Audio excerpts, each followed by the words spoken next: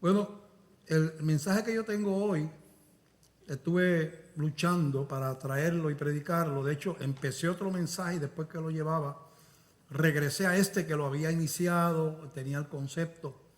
Y le digo, Señor, la gente tiene tanto problema, tanta necesidad. Y es un mensaje didáctico, es un mensaje de enseñanza. Y pues, ¿será esto lo que tú quieres? Y bueno, pero entendí que es urgente hablar de esto que vamos a hablar hoy. Y el título del mensaje es hermenéutica. Estamos a hablar de, usted quizás esta palabra no la conoce, hay una parecida que se usa, que tiene más o menos el mismo significado, que es exégesis, ¿verdad? Hermenéutica. Y la hermenéutica la hermenéutica bíblica tiene como propósito el estudio de los principios, reglas y métodos para realizar una adecuada interpretación de los textos bíblicos a fin de comprender su significado. Así que es una ciencia de tener unas reglas, unos métodos para interpretar que no sea caprichoso, que sean consistentes con la intención de que fue escrita ese verso, ese pasaje de la Biblia. Pero esta palabra hermenéutica se puede utilizar en otras áreas, se puede usar en el campo de las leyes. Los jueces tienen que aplicar esto, tienen que examinar que sus decisiones pues no estén en confrontación con leyes como la Constitución de su país, ¿verdad? Y cosas así por el estilo. Tienen que conocer, para hacer esto, tienen que conocer las reglas, las leyes que son las principales, que es la Constitución, y después las otras que han ido añadiéndose, ¿verdad? En decisiones posteriores, y todo eso pues requiere estudio, ¿verdad? Para que usted, cuando presentes como abogado su caso, pues lo presente conforme a la ley, ¿verdad? Conforme a interpretación legal. Que usted esté en el lado, que no esté presentando algo que se lo tumbe. Primero, eso que usted dice no puede ser porque no tiene base legal ninguna, ¿ves? Así lo mismo pasa con la Biblia. No nos podemos inventar interpretaciones. Y para eso hay una ciencia, hay un método que se llama la hermenéutica, que es la ciencia de estudiar correctamente, utilizando todo eso que hemos mencionado aquí, ¿verdad? Principios, reglas, métodos, etcétera, etcétera, etcétera, para hacer una interpretación correcta. Y la preocupación mía viene porque hay décadas de predicación en las iglesias de versos y versículos que son el caballo de batalla de muchas congregaciones, repetido una y otra vez. Prácticamente hay gente que casi no tiene otro mensaje que no sea este. Y cuando usted analiza ese verso como lo están interpretando, es totalmente contrario a lo que quiere explicar la Biblia. Totalmente contrario. Pero se repite y es como un slogan, ¿verdad? Y de eso vamos a hablar. Vamos a analizar en este mensaje de hoy un texto bíblico del libro de los Hebreos, que dice, Hebreos 12:14, que dice, seguid la paz con todos y la santidad, sin la cual nadie verá al Señor. Ese es el verso, ¿verdad? Seguir la paz con todos y la santidad, eso es lo que vamos a hacer. Antes de eso vamos a leer, nos ponemos de pie para leer Segunda de Pedro, capítulo 3, verso del 13 en adelante. Dice, escribe el apóstol Pedro, pero nosotros esperamos, según sus promesas, cielos nuevos y tierra nueva, en los cuales mora la justicia. Por lo cual, oh amados, estando en espera de estas cosas, procurad con diligencia ser hallados por él sin mancha e irreprensibles en paz. Y tened entendido que la paciencia de nuestro Señor es para salvación, como también nuestro amado hermano Pablo, según la sabiduría que le ha sido dada, os ha escrito. Se ha escrito casi en todas sus epístolas, hablando en ellas de estas cosas, entre las cuales hay algunas difíciles de entender, las cuales los indoctos que no tienen sabiduría, que no tienen conocimiento, los indoctos e inconstantes tuercen, como también las otras escrituras para su propia perdición. Quiere decir que hay personas que tuercen las escrituras, ¿verdad? Dice indoctos, que no son educados en eso, ¿verdad? Así que vosotros, oh amados, sabiendo de antemano, guardaos, no sean arrastrados por el error, fíjate, arrastrados por el error de los inicuos, caigáis de vuestra firmeza. Antes bien, creced en la gracia y el conocimiento de nuestro Señor y Salvador Jesucristo. Al sea gloria ahora y hasta el día de la eternidad. Amén. Padre, te damos gracias por esta palabra. Ayúdanos, Señor. Queremos poder explicar lo que es una buena hermenéutica en el día de hoy, una buena interpretación bíblica. Señor, que salgamos de aquí realmente con una información valiosa para el resto de nuestra vida cristiana. Nos ponemos en tus manos, Señor, en el nombre de Jesús. Amén, amén.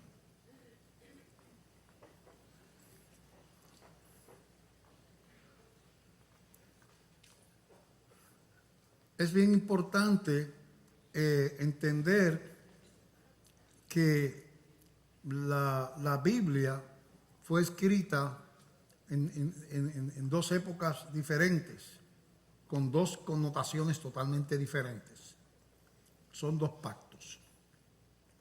Está el antiguo pacto, que llega hasta la muerte de Jesús y resurrección, y ahí comienza la iglesia después de la muerte y resurrección de Cristo. Y el nuevo pacto que comienza después de la resurrección de Cristo, cuando viene el Espíritu Santo sobre la iglesia y comienza la época del nuevo pacto de la gracia. De la gracia. Son dos pactos diferentes, no son complementarios, realmente son antagónicos. Aunque parezca decir que ambas cosas dadas por Dios sean antagónicas, eso es lo que dice la Biblia. Porque el antiguo pacto era el pacto de la ley. Eran reglas, leyes y prácticas religiosas que se le asignaron al pueblo hebreo, que nunca las pudieron cumplir, porque la ley no fue dada para salvar a nadie, dice la Biblia, sino para llevarnos a Cristo. La ley termina, el pacto de la ley termina con la muerte y resurrección de Cristo y la venida del Espíritu Santo. Así que el pacto de la gracia la salvación está centrada en una persona, en la fe en una persona que pagó una culpa en una cruz y la entrega del corazón a esa persona, y a cambio Dios le da a ese creyente al Espíritu Santo, que es la garantía de nuestra herencia. Es un nuevo nacimiento espiritual, porque la Biblia dice que estamos muertos. Todos los hebreos que guardaron todas esas leyes, ninguno tenía el Espíritu Santo, ni los profetas siquiera. Era soplado sobre ellos el Espíritu Santo, como fue soplado sobre los apóstoles, dice la Biblia, pero los apóstoles tuvieron que ir al aposento alto a recibir al Espíritu Santo, porque para tener al Espíritu Santo morando en uno, tenía que morir Cristo primero. Dice, y no habían recibido porque Cristo aún no había sido glorificado. Así es que cuando viene el momento de la fe en Jesucristo y esa conversión que viene a ser uno miembro de la familia de Dios, y viene el Espíritu Santo, es el nuevo pacto. Y ese nuevo pacto es por la fe en Jesucristo, la entrega de la vida a Jesús. Uno arrepentido le da el corazón a Jesucristo, eso lo produce también el Espíritu Santo, y entonces uno tiene una vida eterna por la gracia de Dios. El pacto nuevo se llama el pacto de la gracia, porque no es por obras, dice la Biblia. La salvación es por gracia, por medio de la fe en Jesucristo. No es por obras, es por gracia, por medio de la fe. Entonces, esa diferencia no es, las personas que predican de esa manera usan, por ejemplo, este eslogan: sin santidad nadie verá al Señor, porque están repitiendo lo que dice ahí en Hebreos 12:14. Seguir la santidad, la paz con todo y la santidad sin la cual nadie verá al Señor. Y ellos se olvidan del resto de la Biblia, sacan ese verso para decir: Si tú no eres santo, te quedas. Tú tienes, entonces lo que están haciendo es regresando a la gente al antiguo pacto, donde tú te tratabas de salvar a ti mismo, ignorando la muerte de Cristo, de la gracia, que pagó la culpa del pecado, y poniéndole a la persona la responsabilidad de ser lo suficientemente santo para ser aceptable en el cielo. Casi siempre donde se predica eso hay algunas reglas legales y unas cosas que la gente piensa que si hace esas reglas que tiene que ver con vestimenta, de esto, la oración, el ayuno, uno piensa, pues yo sí soy santo. La realidad es que si la salvación fuera por las obras, Pedro estaría en el infierno, el apóstol Pablo estaría en el infierno, todos los familiares de Jesús estarían en el infierno, porque todos, dice la Biblia, somos pecadores. Dice la Biblia, hablándole a cristianos en la primera epístola de Juan, a cristianos, dice, el que dice que no tiene pecado, hace a Dios mentiroso. Por eso es que no nos podemos salvar por las obras, porque un solo pecado bastaría para condenarnos, como fue el caso de Adán, un pecado. Dice la ley eso mismo en el capítulo 4 de Gálatas, y en Santiago 2:10 dice, el que violare la ley en un punto se hace culpable de toda la ley. Así que, como he repetido 8 veces, si tú duraras 500 años y cuando tenías 343 años pecaste una vez, ya tú no podrías entrar a la gloria de Dios. Porque allí no entra lo inmundo. La única manera es que haya algo que te quite el pecado totalmente. Y eso se llama la sangre de Jesucristo. Bueno, entonces eso es una mala hermenéutica, sacar un versículo de la Escritura. Vamos a ver cómo uno estudia un pasaje bíblico, para que ustedes entiendan lo que es una buena hermenéutica. Primero, la Biblia está dividida en 2 pactos, ya lo dijimos. El libro de Hebreos, que es donde está ese pasaje, que sin santidad nadie verá al Señor, es parte del nuevo pacto. Así que tú tienes que saber que aunque dice Hebreos, que tiene que ver con los judíos, no es un libro del antiguo pacto, es un libro del nuevo pacto. Está escrito a judíos cristianos. Por lo tanto, tú no lo puedes interpretar bajo la lupa del antiguo pacto, porque no es parte del antiguo pacto.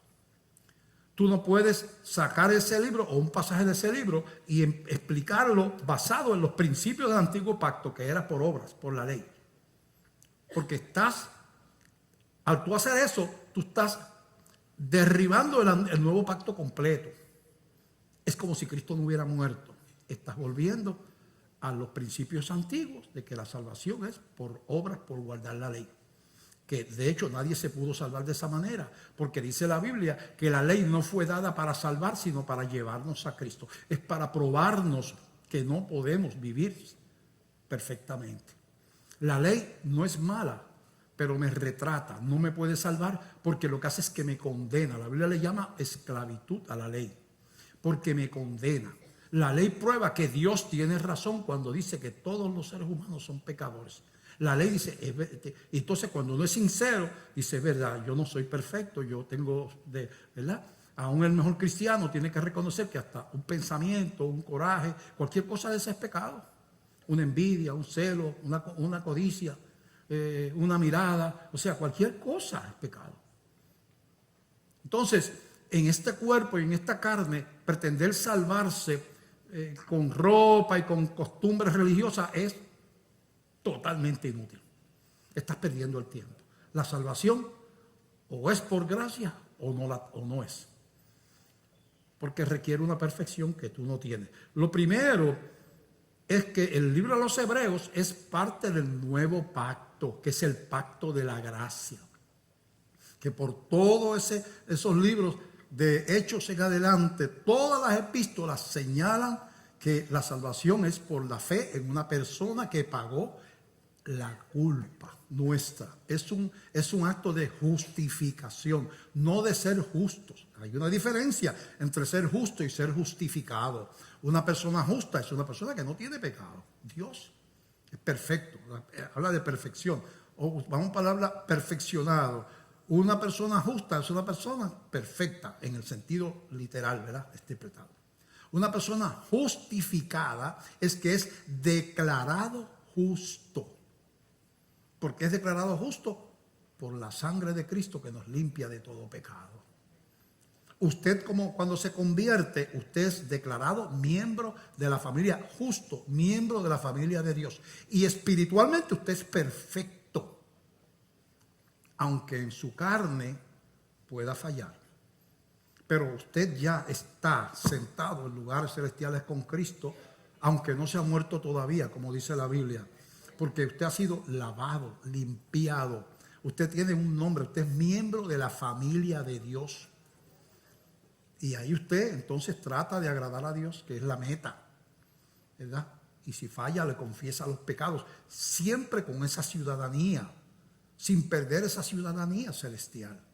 Porque esa ciudadanía no depende de usted, dependió de Él. Eso es lo que vamos a estar estudiando hoy.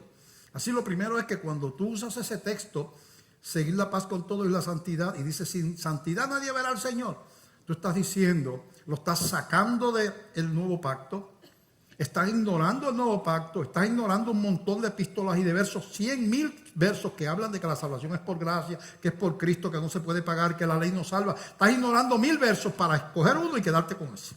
Y eso es una mala hermenéutica.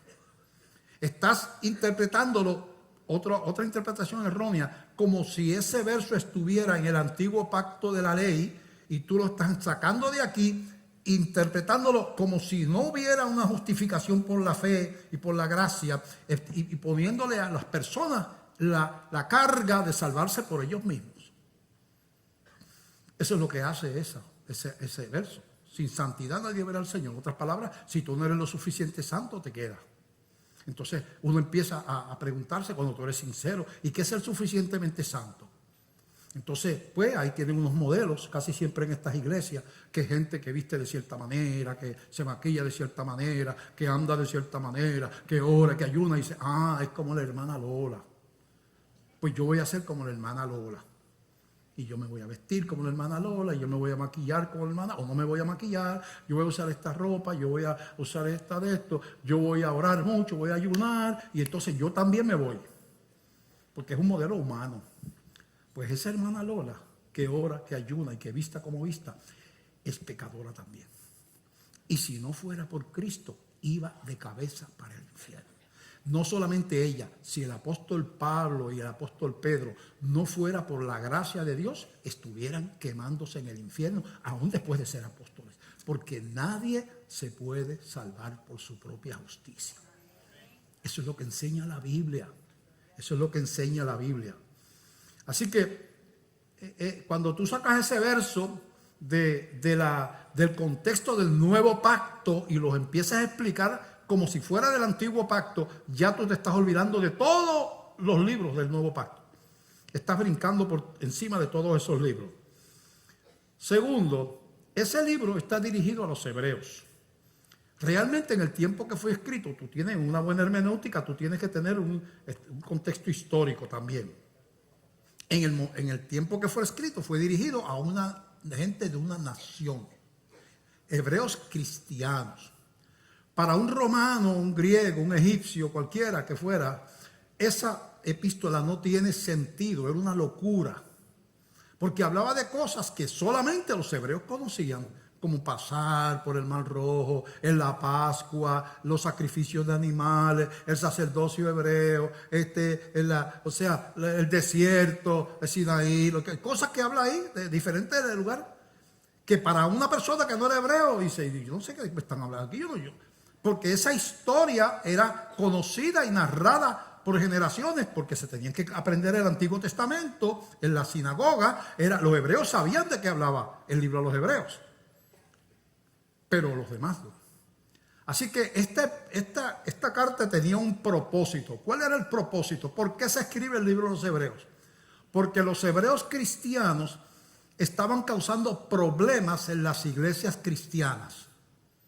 Los hebreos cristianos causaban problemas y hay muchas confrontaciones del apóstol Pablo con los judaizantes, porque ellos llevaban a la iglesia con su cultura religiosa hebrea y se convertían, entendían que Cristo es, creían eso, pero entonces empezaban, pero además de Cristo tenemos que guardar el sábado. Además de Cristo no podemos comer ciertas comidas. Además de Cristo tenemos que guardar estas y otros reglamentos.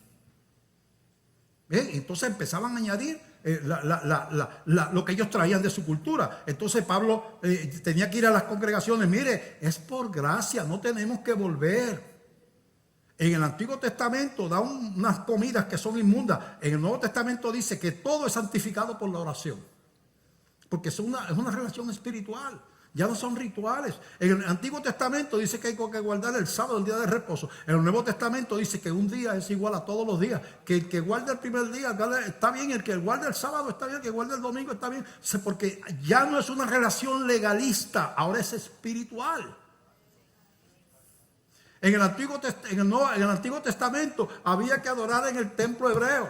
En Jerusalén era que se había que adorar, como la discusión de la samaritana. ¿Es en Jerusalén o es en Samaria? Y Jesucristo le contesta: mira, mujer, ahora que yo llegué, no es ni en Samaria ni en Jerusalén, es en espíritu y en verdad. No hay lugares santos, le está diciendo Jesús. No hay lugares santos. Es lo mismo orar en la iglesia que orar en el baño de tu casa, porque Dios está también en el baño de tu casa. Ahora no es una relación de que, voy a encontrarme con Dios, deje ir a la iglesia. Dejé a Dios en la iglesia, ahora ya Dios allá y yo me voy para acá. No, si tú eres cristiano, Dios está contigo en el auto, Dios está contigo en el trabajo. Es una relación espiritual. Entonces, esa interpretación, el libro de los Hebreos fue escrito porque habían problemas precisamente de interpretar las enseñanzas bajo el prisma, bajo el cristal de las enseñanzas hebreas que eran de obras. Entonces eso es bueno entenderlo, porque habían constantes conflictos con los judíos en las congregaciones. Entonces, ¿cómo tú vas a sacar un verso de un libro que es para promover la gracia y la suficiencia de la muerte de Cristo, lo eficaz de esa muerte para salvar, para tratar de decirle a la gente: no, Cristo no pagó la culpa, te toca a ti pagarlo? Tú tienes que tener unos comportamientos y una perfección para que entonces Dios te mire y diga: bueno, sí, este sí. Aquel no, aquel es cristiano, pero aquel no, porque no es por Cristo, es por lo que él hizo. Entonces eso es una contradicción. Vemos entonces algunos ejemplos de esas confrontaciones. En el libro de Gálatas, capítulo 2, del verso 11 al 16, el apóstol Pablo tiene una confrontación con el apóstol Pedro. Le dice: adiós, dos apóstoles. Bueno, sí, porque Pablo fundó una iglesia. Entonces Pedro, que quedó allí, llegó allí, fue influenciado por los judíos que vinieron de parte de Jacobo, que era un legalista judío. Y cuando Pablo regresa, encuentra a los judíos que ya no se juntaban con los que comían carnes que no eran los hebreos, con los que no guardaban el sábado, con lo que no era lo de la circuncisión, etcétera, etcétera. Y Pablo confronta a Pedro, le dice: ya eso no, en el nuevo pacto, eso no es, Pedro. Mira la discusión. Gálatas capítulo 2, verso 11. Pero cuando Pedro vino a Antioquía, le resistí cara a cara, porque era de condenar. Mira, está hablando Pablo de Pedro, de un apóstol. Pues antes que viniesen algunos de parte de Jacobo, que era un judío de esos legalistas, comía con los gentiles. Los gentiles son los que no son hebreos. Pero después que vinieron, se retraía y se apartaba, porque tenía miedo de los de la circuncisión. Tenía miedo de los hebreos, que señalaban, acusaban, ¿verdad? Y en su simulación participaban también los otros judíos, de tal manera que aún Bernabé fue también arrastrado por la hipocresía de ellos. Estaba fuerte, Pablo estaba molesto. Le dijo hipócrita a Pedro: ay, santo. Pero cuando vi que no andaban rectamente conforme a la verdad del evangelio, dije a Pedro, delante de todos: si tú, siendo judío, vives como los gentiles y no como judío, ¿por qué obligas a los gentiles a judaizar? Nosotros, los judíos de nacimiento y no pecadores entre los gentiles, sabiendo que el hombre no es justificado por las obras de la ley, ¿Escuchaste eso? Lo que Pablo dice a Pedro. Sabiendo que el hombre no es justificado por las obras de la ley, sino por la fe de Jesucristo, nosotros también hemos creído en Jesucristo para ser justificados por la fe de Cristo y no por las obras de la ley. Por cuanto por las obras de la ley nadie será justificado. Nadie puede llegar por buenas obras. Está diciendo ahí. Solamente por Cristo. Y dice en el capítulo 3 de ahí mismo de Gálatas, verso del 1 al 5. Mira qué regaño a la congregación. Oh Gálatas insensatos, ¿quién os fascinó para no obedecer a la verdad? A vosotros ante cuyos ojos Jesucristo fue ya presentado claramente entre vosotros como crucificado. Esto solo quiero saber de vosotros. ¿Recibisteis el Espíritu por las obras de la ley o por el oír con fe? Tan necios sois, habiendo comenzado por el Espíritu, ahora vais a acabar por la carne. La carne es la ley. El Espíritu es la fe en Jesucristo. Ustedes se convirtieron por fe y ahora quieren regresar a las leyes hebreas. Insensatos. Tan necios sois, habiendo comenzado por el Espíritu, ahora vais a acabar por la carne. Tantas cosas habéis padecido en vano, si es que realmente fue en vano. Aquel pues que suministra el Espíritu y hace maravillas entre vosotros, ¿lo hace por las obras de la ley o por el oír con fe? Entonces la contestación es que está obvia, es por el oír con fe, no por las obras de la ley. Entonces nos damos cuenta que si uno no entiende los principios de hermenéutica, usted va a estudiar un pasaje, dice, yo estoy en el nuevo pacto. Aquí. Por lo tanto, es el pacto de la gracia, la justificación por la fe. Esa es la ley, todo el nuevo pacto. Okay. Tiene que decir qué libro estoy estudiando, quién está dirigido a esta gente. ¿Eran hebreos? ¿No eran hebreos? Ok. ¿Cuál es el propósito del libro? En este caso era combatir la tendencia de los hebreos a regresar a las obras de la ley, a la santificación propia por obras, combatir eso, que era por Cristo y no por las obras de la ley. Okay. Eso lo hacían por los constantes conflictos con los hebreos cristianos. Así que cuando usted analiza entonces se pregunta, bueno, ¿y cuál es el propósito del libro de los hebreos? El mismo libro nos dice esas cosas, nos enseña. Primer propósito del libro a los hebreos. Primero, establecer la divinidad de Cristo y la superioridad de Cristo sobre toda otra persona o lo que fuera, sobre el resto de eso. Y mira cómo empieza el libro de los hebreos. Del verso 1 al 4.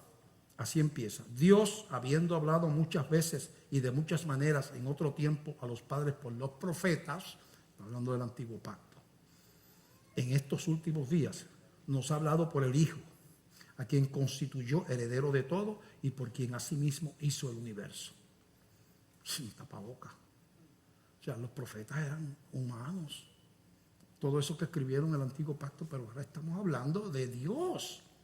Eso es lo que está diciendo el libro. Ustedes, o sea, todo lo que ustedes tenían, Dios lo usó porque profetizó las cosas, pero ya se cumplieron. Ya vino el Mesías. Entonces, el cual, ese Jesús, siendo el resplandor de su gloria del Padre y la imagen misma de su sustancia, y quien sustenta todas las cosas con la palabra de su poder, habiendo efectuado la purificación de nuestros pecados por medio de sí mismo, cuando murió allí, se sentó a la diestra de la majestad en las alturas. Sentarse en la Biblia quiere decir terminó la obra. Se sentó, implica, decir, como dice en Génesis, que Dios reposó al séptimo día. No era que estaba cansado, es que terminó la creación y reposó, terminó. Jesús se sentó a la diestra. Cuando murió en la cruz, resucitó, se sentó, porque lo que Él vino a hacer, lo hizo. Él vino a pagar la totalidad de nuestra culpa. Por eso podemos decir con convicción, la sangre de Cristo nos limpia de todo pecado. Y podemos decir, como dijo Jesús, yo soy una oveja del Señor. Y Él dijo, nadie me puede arrebatar de su mano. Entonces, primero tenemos que ver que el propósito del libro es reafirmar a Cristo como suficiente, como Dios, como superior a cualquier otra cosa. Los profetas y los ángeles mencionan. Superior a todo eso. Él es el Señor. Él es el dice, todo fue creado por medio de Él, dice ahí. Lo segundo, entonces, que vemos es que Jesús es el autor de la salvación. No hay más, no hay otro camino. Jesús mismo dijo, yo soy el camino, la verdad y la vida. Nadie viene al Padre si no es por mí. Dijo Jesús, no por obras. Jesús dijo, es por mí. Es por mí. Así que Jesús es el autor de la salvación. El capítulo 2 habla de eso, ¿verdad? Versículo 9 del capítulo 2. Pero vemos aquel que fue hecho un poco menor que los ángeles, se humilló a ser hombre. A Jesús coronado de gloria y de honra a causa del padecimiento de la muerte, para que por la gracia de Dios gustase la muerte por todos. Hebreos 2:10 ahora.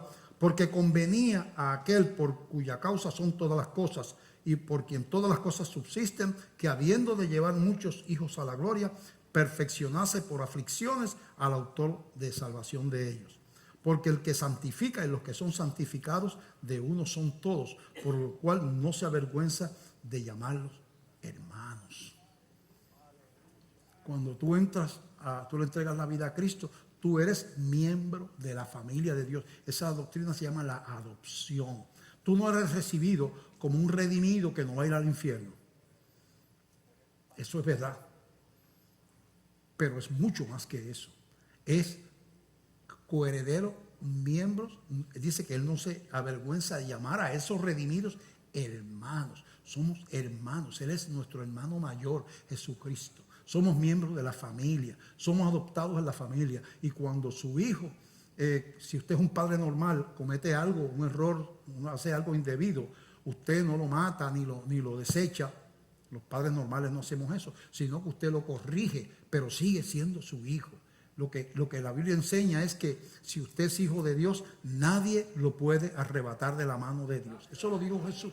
Jesús dijo, mis ovejas oyen mi voz, mi Padre que me las dio es mayor que todos y nadie las puede arrebatar de mi mano. Dijo, yo les doy vida eterna y no perecerán jamás. La única definición de eterno, no hay otra definición en ningún diccionario del mundo que le diga que eterno quiere decir para siempre.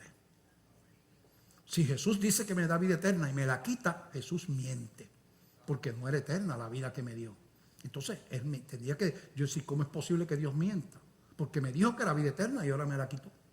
Entonces mintió. Entonces, la victoria es en la fe. Satanás nos derrota por la fe en las obras. Por eso hay tanta gente descarriada. Aquí a veces ha habido 4, 5 y 6 hijos de pastores que no pueden estar iglesias donde la justificación es por las obras. Porque eso desalienta. El 80% de los que están descarriados por las calles vienen de iglesias donde había mucha ley. Y como descubrieron que tenían defectos y fallas, le dijeron, tú no sirves, tú te tienes que ir, tú eres hijo del diablo. Y no lo ayudaron. Algunos que están en la iglesia no son cristianos, eso es verdad. Pero a los pecadores se les levanta si se puede. A veces no se puede. Y a veces no son del reino y se van porque hay de ambas personas en la iglesia. Pero es Cristo el que salva. Nosotros los pastores no podemos salvar a nadie. Tenemos que entender eso. Así que ese punto que Jesús es el autor de la salvación. Jesús terminó la obra y hay un reposo.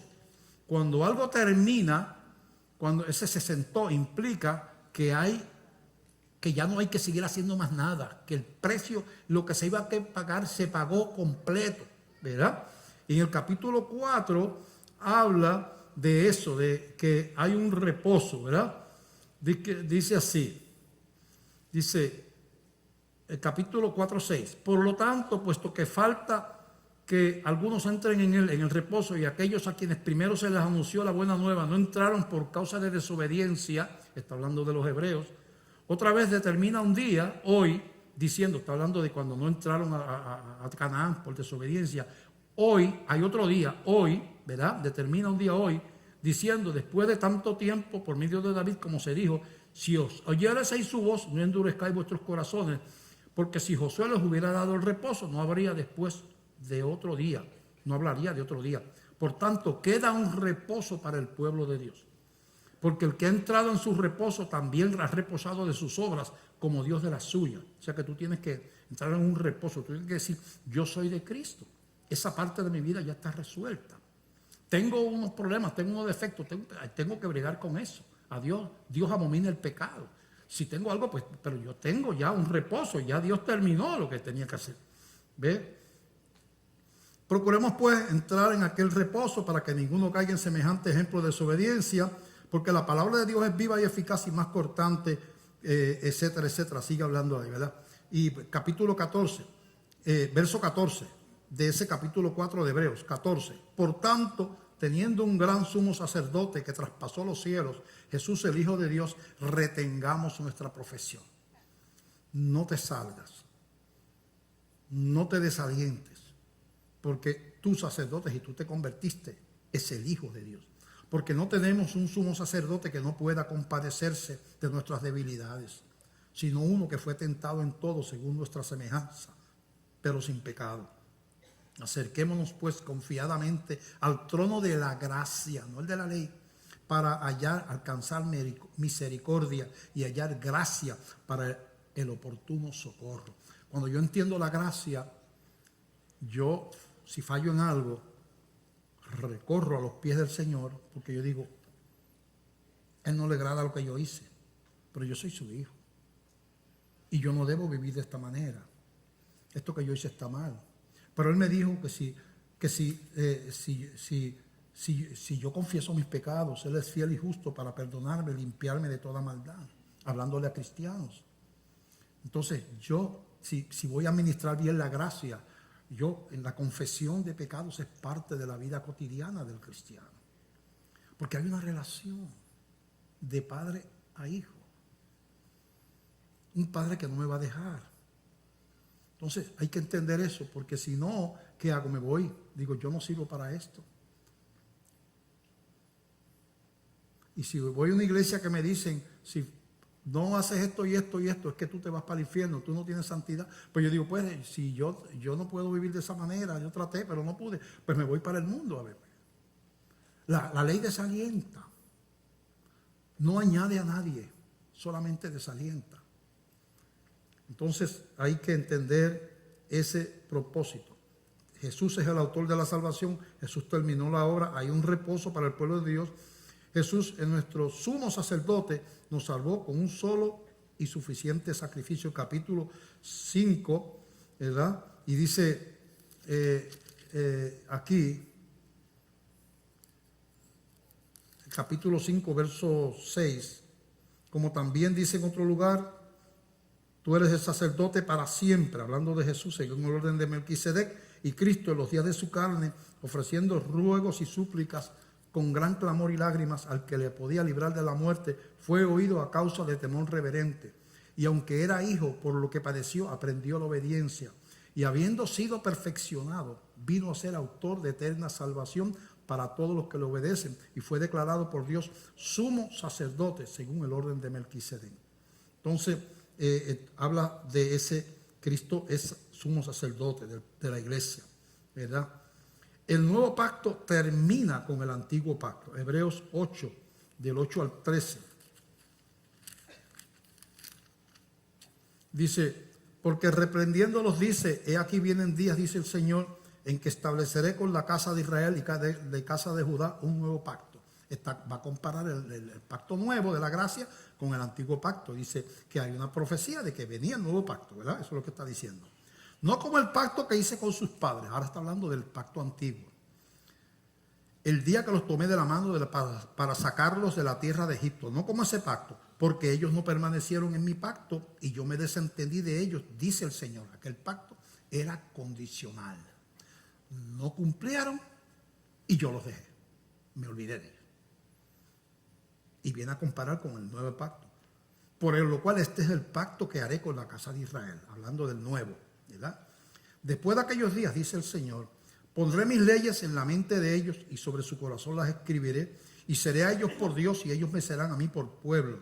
Y ninguno enseñará a su prójimo ni ninguno a su hermano diciendo conoce al Señor.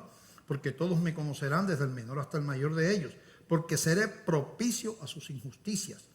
O sea, propicio, que tiene que ver, les perdonaré. Y nunca más me acordaré de sus pecados y de sus iniquidades. Al decir nuevo pacto, escucha este verso. Al decir nuevo pacto, ha dado por viejo al primero, al de la ley. Y lo que se da por viejo y se envejece está próximo a desaparecer. Así que la iglesia vive bajo el nuevo pacto, no bajo el viejo. Aquel pacto terminó. Y como no pueden convivir, porque uno es obras, gloria humana y obras, y otro es gracia y fe, no pueden cohabitar porque se anteponen. La fe, la gracia es la antítesis de la obra y de la ley, es lo contrario, ¿verdad? Así que eso es lo que hasta ahí llegamos. Los sacrificios, otra de las cosas que enseña el libro de Hebreos es que los sacrificios y la ceremonia y todas esas ofrendas que hay en el antiguo pacto no quitan el pecado, sino que si no habría que repetirlas y continuar sacrificando corderos y haciendo las cosas que hacían ellos. Y dice, pero aquello no sirvió, aquello era una sombra, aquello era una profecía, aquello representaba ese animal que sacrificaban, profetizaba que alguien iba a morir por los pecados. Esa persona se llamó Jesús, ¿verdad? Y entonces, por lo tanto, estamos bajo el nuevo pacto. Ahora vamos a regresar al versículo que queremos interpretar. Hebreos 12, 14.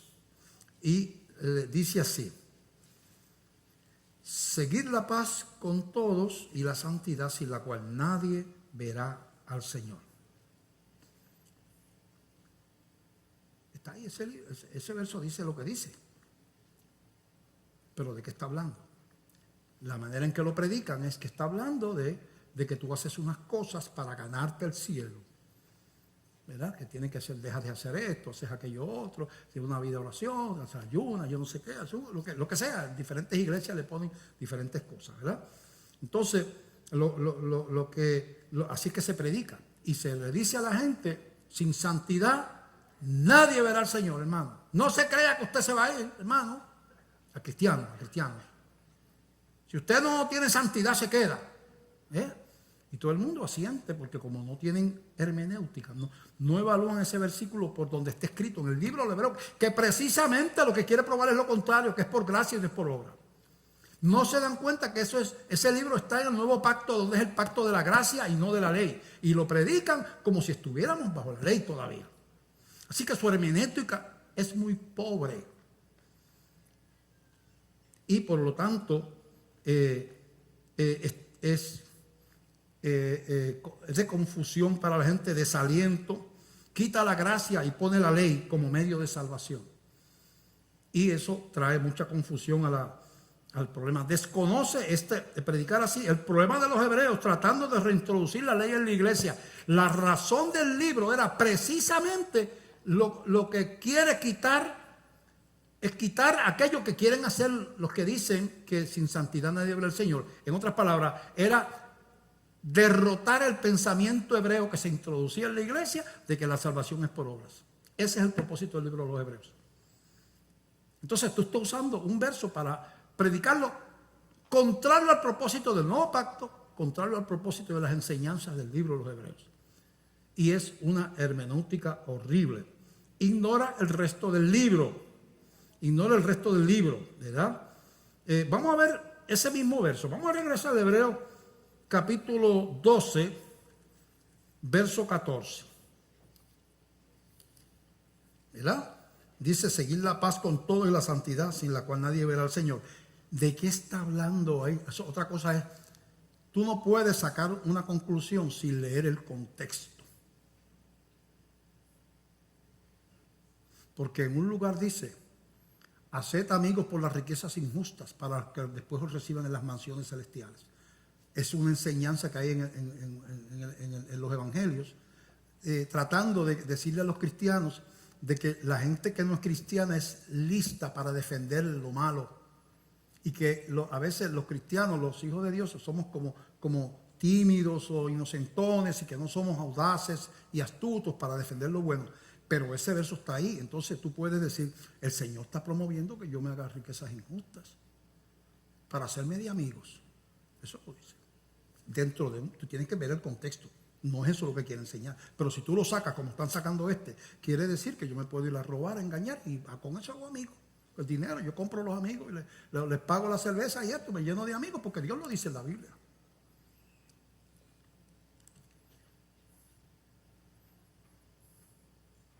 Entonces así hay versos que si tú los sacas te metes en problemas. Te metes en problemas. Porque se lee de otra, decir, y mal interpretado de otras cosas. Por ejemplo, mucha gente dice versos que fueron dichos a una persona de parte de Dios, ellos lo aplican como si fuera una doctrina. Eso es mala hermenéutica. Por ejemplo, al carcelero de Filipo, creo que fue que se le dijo, cree en el Señor Jesucristo y serás salvo tú y tu casa. Y efectivamente él creyó y su familia se convirtió. Fue una promesa para él. Pero mucha gente dice, no, yo me aferro a la promesa del Señor de que yo creo en el Señor Jesucristo, será salvo a mi casa. Millones y millones de cristianos, incluyendo los apóstoles, mueren sus familiares, muchos de ellos inconversos, y no se convierten nunca. Eso no es una promesa esa fue una promesa para él. Que tú ores por tu familia, y que si Dios te dice a ti que te confirma que tu familia va a ser convertida, pues mira, gloria a Dios. Pero que tú te apoderes de un versículo que no fue hecho a ti, fue hecho a una persona en particular, eso no es una doctrina general. Conozco el caso de unos jóvenes. Leí un libro que se llamaba Como un viento recio, de Mel Tari, del avivamiento en Indonesia. Y dice que unos jóvenes cristianos iban predicando por los campos, llegaron a un río que estaba crecido, turbulento, se había llenado de agua, y dijeron, no podemos cruzar. Y uno de los muchachos dijo, yo tengo fe. Y la Biblia, el Señor le dijo a Pedro que caminara sobre el agua, y Pedro caminó. De verdad que por dudar se hundió después, pero caminó sobre el agua. Pero como yo no tengo duda como Pedro, yo creo que yo puedo pasar por encima del agua. Y se tiró y se ahogó. Porque Jesús le dijo a Pedro que caminara sobre el agua. A Pedro. Hay una diferencia entre fe con conocimiento y presunción. La presunción es que tú asumes cosas que no fueron escritas. En una buena hermenéutica, tú no aplicas cosas que no fueron escritas, a menos que por la oración Dios te confirme que eso también es para ti. Bueno, si Dios lo dice, lo hará. Pero hay una malísima hermenéutica en la vida de la gente. Vamos a ver ese Hebreo 12, ¿cuál era? 12:14, ¿verdad? Pero si tú miras, ¿qué quería decir eso que sin santidad nadie verá al Señor? Está explicado en el mismo pasaje, en el mismo capítulo. Está desde el capítulo 12, verso 22 al 25. Está explicado qué quiere decir la Biblia, que sin santidad nadie verá al Señor. Dice, sino que os habéis acercado, verso 22 del capítulo 12, al monte de Sión, a la ciudad del Dios vivo, Jerusalén la celestial, a la compañía de muchos millares de ángeles, a la congregación de los primogénitos que están inscritos en los cielos, a Dios, el juez de todos, a los espíritus de los justos hechos perfectos, a Jesús, mediador del nuevo pacto, y a la sangre rociada, que habla mejor que la de Abel. Mirad que no desechéis al que habla, porque si no escaparon aquellos que desecharon al que los amonestaba en la tierra, mucho menos nosotros si desecháramos al que amonesta desde los cielos. En otras palabras, le está diciendo, si desechas a Cristo, en el mismo capítulo, no hay santidad, no hay salvación. Ese verso quiere decir, sin Cristo, sin santidad, sin Cristo, no hay salvación. No está hablando de tus obras. Está hablando de que si tú rechazas a Cristo, No hay salvación. Entonces, no leen nada más que el versito que les gusta. Y no leen el resto del capítulo, no miran el libro, no saben por qué se escribió el libro de los Hebreos, no conocen el nuevo pacto, no saben que estamos bajo el nuevo y no sobre el viejo. Y entonces uno empieza a predicar, mire, miles y decenas de miles de mensajes. En los últimos 80 años han tenido como tema: sin santidad nadie verá al Señor.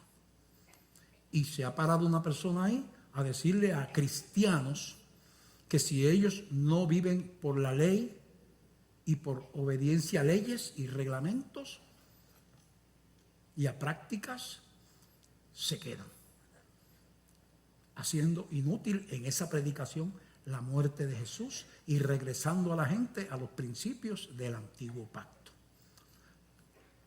Eso es una pobre hermenéutica, y yo creo que si uno se va a parar a predicar, uno debe tratar de prepararse. No hay que ser para ir a un seminario. Uno tiene que leer y tiene que buscar libros de sana doctrina y tiene que tener principios de interpretación. No es cuestión de pararse en un púlpito a inventar y a repetir lo que tú oyes, lo que otro dijo, y sin santidad, y tú empiezas a meterle cantazos a la gente fuera de la enseñanza de la Biblia. Es triste que pase eso. Yo voy a leerle lo que dice Romanos 8 del 1 al 3 para terminar. A usted que está en este lugar, dice: pastor, ¿y qué me aplica eso a mí? ¿Y por qué sin Cristo no hay salvación? Que tiene que ser por la fe en Jesús. Dice Romanos 8 del 1 al 3. Mira qué hermoso. Ahora pues ninguna condenación hay para los que están en Cristo Jesús. Los que no andan conforme a la carne, sino conforme al Espíritu. Es decir, la carne es la ley. El Espíritu es la fe en Cristo. Porque la ley del Espíritu de vida en Cristo Jesús me ha librado de la ley del pecado y de la muerte. La ley del Espíritu de vida en Cristo Jesús es que al que tiene al Hijo de Dios tiene la vida. Al que no tiene al Hijo de Dios no tiene la vida. Me ha librado de la ley del pecado. ¿Cuál es la ley del pecado y la muerte? La ley inexorable dice que todos somos pecadores y que la paga del pecado es la muerte. Que el hombre que pecare ciertamente morirá. La ley es inexorable. La paga del pecado es la muerte. Dice, pero dice, la ley del Espíritu de vida me ha librado de esa ley.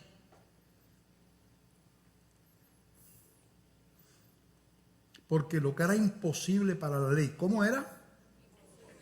Imposible. ¿Qué es imposible en un absoluto? No dice difícil, dice difícil. Lo que era imposible para la ley. Diga conmigo, es imposible salvarse por la ley. No difícil, imposible. Lo que era imposible para la ley, por cuanto era débil por la carne. ¿Por qué nadie se puede salvar por la ley? Porque tú no eres perfecto. Y después de cristiano sigues siendo imperfecto. Que tus pecados han sido crucificado, tú eres hijo de Dios, tienes el Espíritu Santo y la meta es agradar a Dios y dejar las cosas malas, porque Dios abomina el pecado y el pecado trae disciplina sobre el cristiano. Pero lo que era imposible para la ley, por cuanto era débil por la carne, Dios enviando a su Hijo en semejanza de carne de pecado, o sea, igual que si uno de nosotros, y a causa del pecado condenó el pecado en la carne, para que la justicia de la ley se cumpliese en nosotros, que no andamos conforme a la carne, sino conforme al Espíritu. Jesús vino a tomar un lugar para destruir al pecado, echarse las culpas nuestras sobre él y convertirse en mediador de gente como usted y como yo, que no somos perfectos. Romanos 8, y de ese mismo verso del 28, y con esto terminamos, al 39, dice Romanos 8, 28, dice: y sabemos que a los que aman a Dios todas las cosas les ayudan a bien. Esto es, a los que conforme a su propósito son llamados. Porque a los que antes conoció, también los predestinó para que fuesen hechos conformes a la imagen de su Hijo, para que Él sea el primogénito entre muchos hermanos. ¿Quién es el primogénito? El hermano mayor, ¿verdad? Ese es el primogénito, el primero que nació. Él es el primogénito. ¿Cuáles son? ¿Quién es el hermano mayor? Jesús. ¿Y quiénes son sus hermanos? Nosotros. Y a los que predestinó, a estos también llamó. Y a los que llamó, a estos también justificó. Y a los que justificó, a estos también glorificó. ¿Qué pues diremos a esto? Si Dios es por nosotros, ¿quién contra nosotros? O sea, en otras palabras, si Dios dice, este es mi hijo, yo morí por él, no hay diablo, ni hombre, ni potestad que pueda arrebatarle un hijo de la mano a Dios. Porque si Dios es por ti, ¿tú conoces a alguien más poderoso que Dios? Y si Dios es por ti, es por nosotros, ¿quién contra ti? ¿Quién? El que no escatimó ni a su propio Hijo, sino que lo entregó por todos nosotros, ¿cómo no nos dará con él todas las cosas? ¿Quién acusará a los escogidos de Dios? Si Dios es el que justifica, ¿quién está en contra tuya? ¿Quién es el que condenará? Pregunta. Cristo es el que murió, más aún el que también resucitó, el que además está a la diestra de Dios, el que también intercede por nosotros. ¿Entiendes? ¿Quién te va a condenar? Si el juez es tu amigo, es tu hermano, ¿quién te va a condenar? ¿Quién nos separará del amor de Cristo? ¿Tribulación o angustia o persecución o hambre o desnudez o peligro o espada? Como está escrito, por causa de ti somos muertos todo el tiempo, somos contados como ovejas de matadero. Antes en todas estas cosas somos más que vencedores. ¿Somos vencedores o qué? Más que vencedores por medio de aquel que nos amó.